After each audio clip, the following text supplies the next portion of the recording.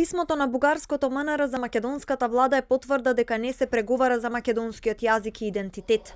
Премиерот Заев изјави дека е на иста линија со шефот на дипломатијата Османи, кој во интервју за телевизија 24 кажа дека Македонија ќе ги преземе обврските од политичкото решение со Софија, само доколку Бугарија се обврзе дека нема да стави вето на стартот на преговорите. Тој документ беше даден во случај на зелено светло. Затоа овој пат навистина сакаме да знаеме колку сме сериозни и ние, но и Бугарија.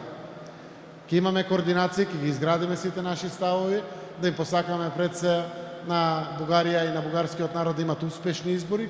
Заев вели дека следниот датум за проширување Македонија треба да го чека во декември. Мицкоски пак обвинува за лицемерие.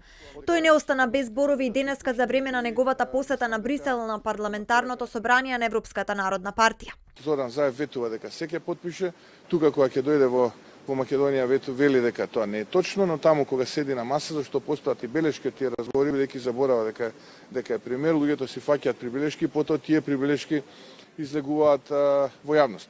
Порака испрати и шефот на дипломатијата Османи по завршувањето на годишниот состанок на министрите за надворешни работи од земјите од Вишеградската група Б4 и земјите од Западен Балкан Б6.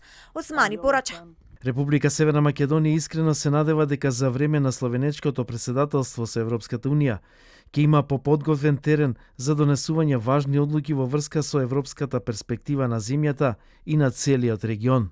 Американската амбасадорка Кейт Бърнс денеска пак повтори дека е разочарана затоа што Македонија не ги почнала преговорите, но додаде дека Соединетите американски држави ќе продолжат со напорите. Ние во идниот период ќе продолжиме со нашите дипломатски ангажмани и во иднина и ќе го истакнуваме нашиот став дека иднината на Република Северна Македонија е во продолжување на процесот за станување на членка на Европската унија.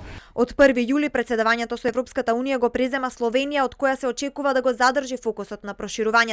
Словенечкиот претседател Пахор на првиот ден од преземањето на палката за претседавање со ЕУ ќе дојде во официјална посета на Македонија и ќе учествува на претстојниот Преспа форум.